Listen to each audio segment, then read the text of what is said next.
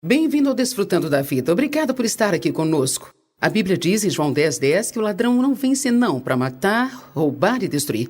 Mas Jesus disse: eu vim para que tenham e desfrutem da vida e tenham vida em abundância até chegar ao ponto de transbordar. Todas as coisas que nós dedicamos a te ensinar neste programa são para te ajudar a conhecer a Cristo, conhecê-lo mais intimamente e desfrutar da vida mais intensamente. Nós também queremos que você seja uma testemunha para as outras pessoas. Hoje vamos falar sobre a sua mente. O que tem passado pela sua mente ultimamente? Você tem pensado em coisas que têm ajudado você ou tem pensado em coisas que têm te atrapalhado? Podemos pensar em coisas que podem aumentar a nossa alegria ou em coisas que nos deixam realmente com raiva e chateados. Por favor, continue comigo ouvindo essa mensagem que foi ensinada em Columbus, Ohio. Estou chamando essa mensagem hoje de o que tem passado pela sua mente. Realmente, se pudéssemos fazer um inventário do que tem passado pela nossa mente, nós poderíamos rapidamente fazer uma conexão com o que está acontecendo na nossa vida e o que tem passado pela nossa mente. Eu fui à igreja por muitos anos e ninguém nunca me falou que os meus pensamentos estavam conectados com a minha vida. Eu não sabia que eu podia pensar os meus pensamentos ou escolher os meus pensamentos. Eu não tinha ideia que se eu estivesse com um pensamento que não era correto, eu não precisava continuar pensando naquilo. Eu acho que é uma vergonha quando nós sentamos na igreja por semanas e semanas e ninguém nos fala das coisas que podemos realmente praticar na nossa vida diária. É ótimo aprender sobre doutrina, nós todos precisamos ter as palavras doutrinárias, mas nós precisamos saber como viver. Nós nunca teremos o tipo de vida que Deus quer que tenhamos se não soubermos o que devemos fazer com os nossos pensamentos. Provérbios 4:23 diz: guarda o vosso coração com toda a diligência, pois dele procedem as fontes da vida. Agora, alguns pontos que não podemos perder aqui. Guardar o seu coração é obrigação sua. Todo mundo diga: minha obrigação. Poderíamos ler assim: guarda as vossas mentes. Está falando dessa vida dentro de você, que você precisa ter cuidado com seus pensamentos, precisa ter cuidado com as suas atitudes. Pensamentos geram atitudes. Tenho certeza que você já ouviu a frase que a sua atitude determina a sua altitude. Em outras palavras, a sua atitude determina realmente o quão longe você pode ir na sua vida. Guarda o teu coração com toda a diligência. Quando você faz alguma coisa com diligência, significa que você faz a mesma coisa várias vezes. Eu posso parar por aqui e dizer que enquanto você viver, não importa o quanto você seja espiritual, enquanto você viver, em todos os dias da sua vida, o diabo, de alguma maneira, tamanho ou forma, vai tentar injetar pensamentos errados na sua mente. E você terá que escolher jogar fora esses pensamentos errados e pensar em alguma forma de beneficiá-lo. E o que vai beneficiar o reino? No começo, isso parece um trabalho quase impossível. Isso parece ser um problemão, porque deixamos as nossas mentes vagando por tantos anos que hoje nós temos tantos maus hábitos no nosso pensar que quando descobrimos pela primeira vez que precisamos mudar os nossos pensamentos, parece que literalmente quase tudo que você pensa é algo que você não devia estar pensando. Se você for como eu era no início, você ficará assim. Mas confie em mim, se você continuar aprendendo a palavra, continuar orando, continuar sendo diligente de pouco a pouco, dia após dia, isso vai ficar melhor e melhor e melhor. Mas isso não quer dizer que o diabo vai parar de te atacar. Mas quer dizer que você estará melhor para manter a porta fechada para os pensamentos errados. Guarda o teu coração com toda diligência, porque dele procede as fontes da vida. Agora, há uma vida que Jesus morreu para dar a cada um de nós. Uma vida específica que ele conquistou para nós ao morrer. Quando você se torna um cristão, você supõe que não pode manter toda a sua velha miséria e bagunça, só que agora com uma etiqueta cristã. Então nós não temos uma bagunça normal, mas agora temos uma bagunça cristã. Ou então agora nós não temos uma miséria normal, mas nós temos uma miséria cristã. É claro que todos nós sabemos que haverá lutas, tribulações, mas eu amo a oração que o apóstolo Paulo fez. Meu propósito determinado é conhecê-lo e conhecer o poder da sua ressurreição que me levanta dos mortos enquanto ainda estou neste corpo. É claro que Paulo estava dizendo que, mesmo estando no mundo e que no mundo haverá sempre lutas e tribulações, mesmo que tenha pessoas que sejam difíceis de se conviver, acontecerão desapontamentos, perdas, tragédias, que através de Cristo e através do seu poder de ressurreição, nós podemos encontrar um lugar nele para viver aqui, mas viver acima da bagunça. Não estou te prometendo que você nunca terá problemas ao se tornar um cristão, mas estou te prometendo que você nunca jamais terá que resolver os seus problemas sozinho. Porque Deus prometeu que uma vez que você permite que Ele entre na sua vida, Ele nunca mais te deixará nem te abandonará. Ele estará com você nos montes e também nos vales, pelo fogo e pelas águas. Ele estará contigo. Nossas mentes são importantes. O modo que olhamos para os nossos problemas é muito importante. É por isso que nós devemos crer quando a Bíblia diz que o que Satanás intenta para o nosso mal, Deus intenta para o bem. Então, quando você passa por uma situação difícil e os seus pensamentos tiverem uma tendência ao negativismo e ao fatalismo, não há esperança, nada vai mudar. Se você conhece a palavra de Deus, então você pode abrir a sua boca e você pode dizer: o que Satanás intentar para o meu mal, Deus planejou para o meu bem. E isto pode estar ruim agora, pode parecer ruim agora, pode machucar agora, mas em algum lugar lá na frente isto cooperará para o meu bem. Se você começar a pensar dessa forma, você terá forças para passar por qualquer situação.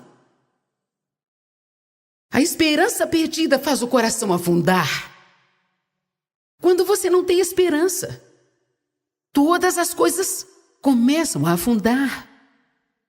Você pode reconhecer facilmente uma pessoa sem esperança porque toda a aparência dela fica para baixo.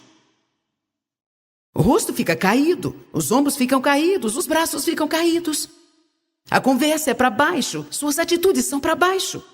Mas Jesus disse: olhem para cima, porque a sua redenção está próxima.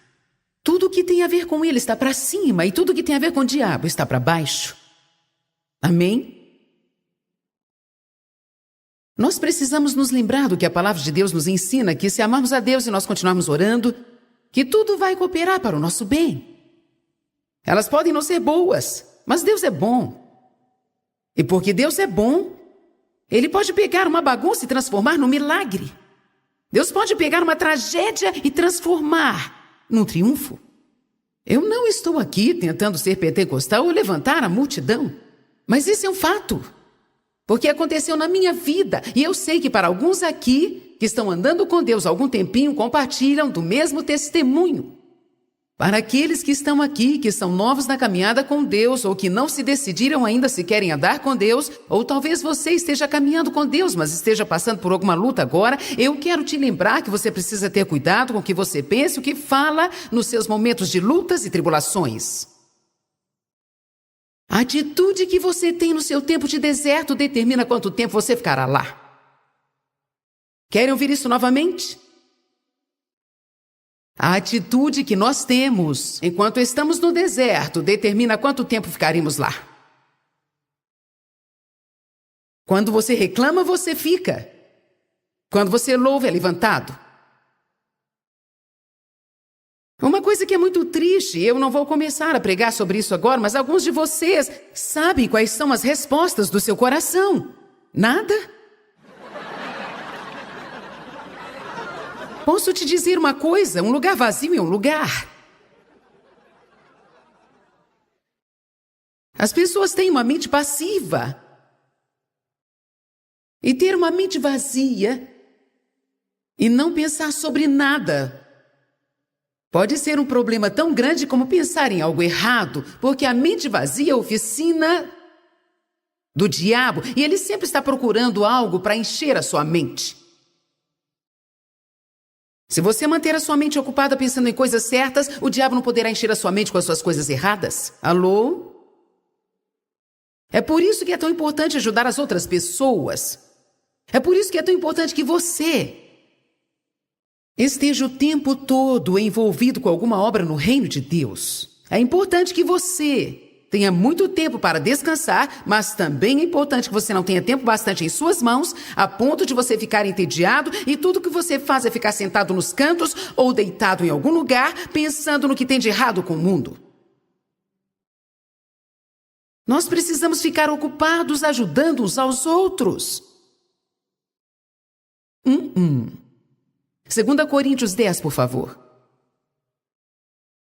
Versos 4 e 5.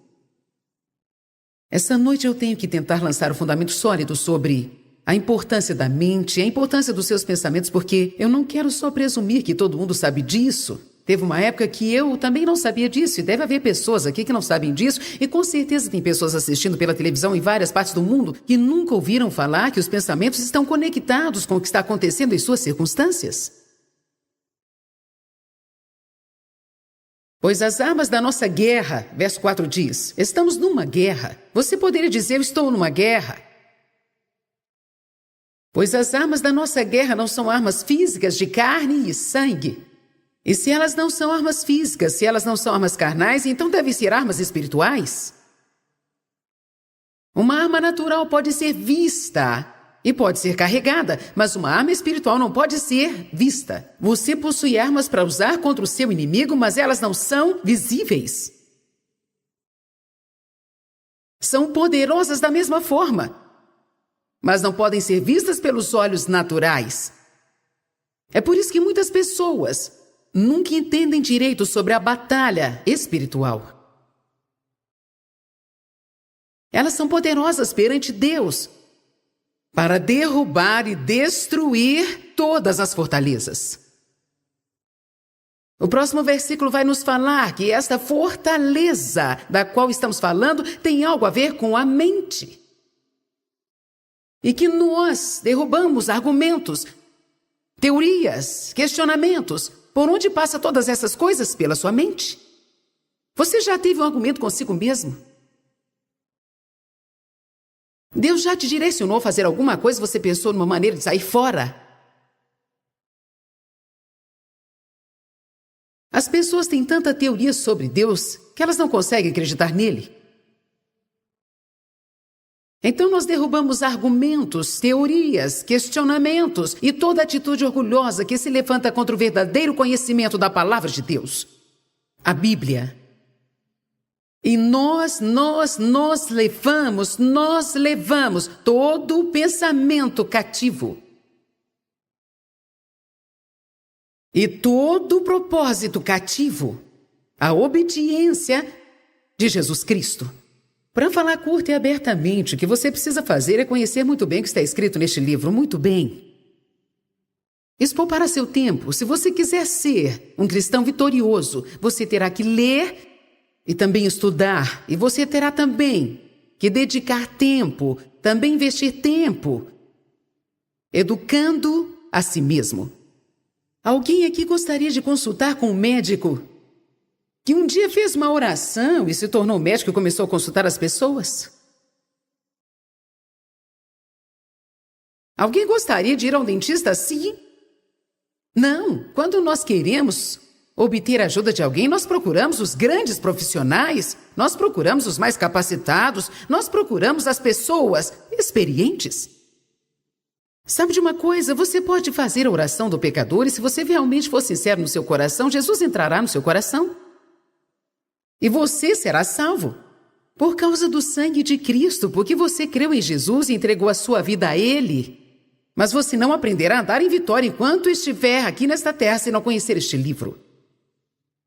Você não andará em vitória enquanto estiver aqui se você não aprender o que está escrito neste livro e não só aprender, como também aplicar isso à sua vida. Você pode até vir às reuniões, você pode vir à igreja, você pode ouvir a palavra, e você pode ter tantas coisas escritas, e grifadas, e estreladas, e canetinhas de tantas cores na sua Bíblia, que você parece até um teólogo da igreja. Mas isso ainda não quer dizer que você sabe alguma coisa. A única maneira de sabermos de alguma coisa é olhando para o que fazemos. Amém? Você precisa saber disso, e quando você começar a saber disso, então quando o pensamento passar pela sua cabeça que não estiver de acordo com isso, você saberá que é uma mentira. Saberá que é um engano. Você saberá que é Satanás tentando encontrar uma entrada na sua vida, e então você toma uma decisão. Eu não estou pensando isso. Você lança fora essas imaginações, essas teorias e questionamentos, e você traz cada pensamento cativo à obediência de Jesus Cristo. Bem, eu não sei como fazer isso. É por isso que estamos aqui hoje. Uma das coisas que eu tento ensinar as pessoas a fazer é, se você estiver pensando algo e você disser alguma coisa em voz alta, você interrompe esse pensamento. Então, se você ainda não chegou ao ponto em que você pode simplesmente parar de pensar em algo, então quando você estiver pensando a coisa errada, comece a dizer uma coisa certa, e isso vai interromper aquele pensamento. E poderá pensar outra coisa. Por isso é importante conhecer a palavra de Deus e aprender como falar a palavra bem alto, bem alto. Quando o diabo disser para você que você estragou a sua vida bastante e demais, é o fim da linha para você. É quando você precisa conhecer Jeremias 29:11. Você precisa abrir a sua boca e dizer, a Bíblia diz que Deus tem pensamentos e planos bons para mim, que Ele tem um futuro planejado verdadeiramente para mim. Para mim. A Bíblia diz que eu posso deixar as coisas que para trás ficam e posso prosseguir para as coisas boas que estão na minha frente. Então, diabo, você é um mentiroso e, embora eu tenha cometido erros, eu tenho um futuro. Mas se você não souber disso, então você vai ficar...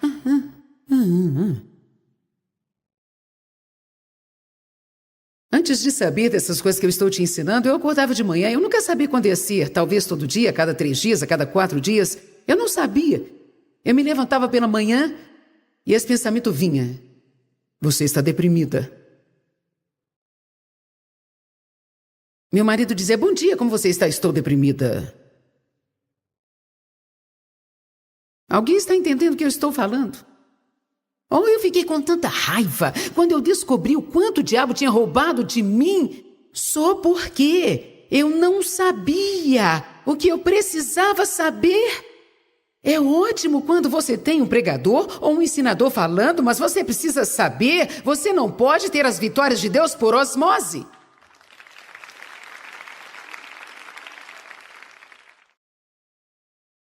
Satanás procura realmente construir fortalezas na nossa mente. Ele é um mentiroso. Ele apenas mente ou distorce a verdade, se tornando uma mentira. E ele tenta enganar as pessoas, ele tenta fazê-las acreditarem em coisas que não são verdadeiras. E isso que significa o engano, significa que você pensa que algo é verdadeiro, mas a verdade não é. Portanto, se você crê como verdade, se torna verdade para você. E mesmo que não seja realmente verdadeiro, isso se torna uma realidade porque é nisso que você acredita. Você não pode ir além dos seus pensamentos. Aonde vai a mente, o homem vai atrás. Os pensamentos vão adiante de você e preparam a sua vida. Se os seus pensamentos são negativos e ruins, você terá uma vida negativa. Se for sem esperança, será sem esperança. Se os seus pensamentos são de pobreza, você nunca terá nada. Se você acha que porque sua avó nunca teve nada, sua mãe nunca teve nada e seu pai nunca teve nada, então também você nunca terá nada, então o diabo enganou você, porque a sua vitória não está baseada nas gerações passadas. Você pode traçar uma linha para a sua geração em Jesus Cristo e você pode começar algo completamente novo. Então vamos. Nós temos armas com as quais podemos derrotar Satanás. Mas nós estamos lutando uma guerra espiritual. E as nossas armas são espirituais. Essa guerra não pode ser combatida do jeito normal. Não podemos ferir a Satanás, atirar nele, estrangulá-lo, amarrá-lo com uma corda ou colocá-lo numa prisão. Às vezes você não fica tão irado com o diabo que você pensa... Vamos, você já sentiu assim? É algo assim. Você se sente tão frustrado porque você pensa, se eu soubesse o que fazer. E tudo o que nós temos que fazer é ler a Bíblia. Às vezes nós pensamos, bem, glórias, eu vou lutar numa guerra espiritual agora. E nós ficamos tão machucados e entramos em um grupo e começamos a dizer, eu te repreendo. Vai embora agora. Sai agora, vai embora. Não, eu te repreendo até acabar todas as minhas forças. E mesmo assim, depois que acabava toda a minha força, que eu lutava até, eu ainda tinha todo aquele estrago na minha vida. E eu gritava pro diabo até quase perder a voz. E eu ainda tinha toda aquela bagunça na minha vida.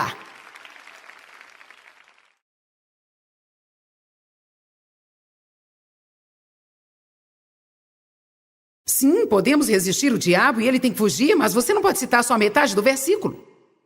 Tiago 4,7 primeiramente diz, sujeitai-vos a Deus, resisti o diabo e ele fugirá de vós. Então vamos. Como Jesus fazia guerra espiritual? Eu amo Atos 10:38, eu penso sobre isso quase todas as manhãs. Veja como Deus ungiu a Jesus de Nazaré com Espírito Santo e poder, e ele andou fazendo bem. Isso é batalha espiritual. Se você se levantar todos os dias da sua vida e tiver como objetivo ser uma bênção em todo lugar que você for, não importa o quão detonada a sua vida possa estar, o diabo vai literalmente ficar sem saber o que fazer com você. Os nossos pensamentos realmente fazem diferença e a minha vida foi mudada quando eu descobri isso. Eu me lembro quando eu não conseguia fazer nada com o que eu pensava. Isso foi uma revelação tremenda para mim saber que eu não tinha que pensar em qualquer coisa que passasse pela minha cabeça, eu podia escolher meus pensamentos. E que os meus pensamentos estavam conectados com as minhas ações, com as minhas emoções, e poderiam afetar toda a minha vida. Talvez essa seja uma verdade nova para você, talvez você já sabia, mas precisava ser relembrado. Deixa eu te falar de novo, os pensamentos são poderosos.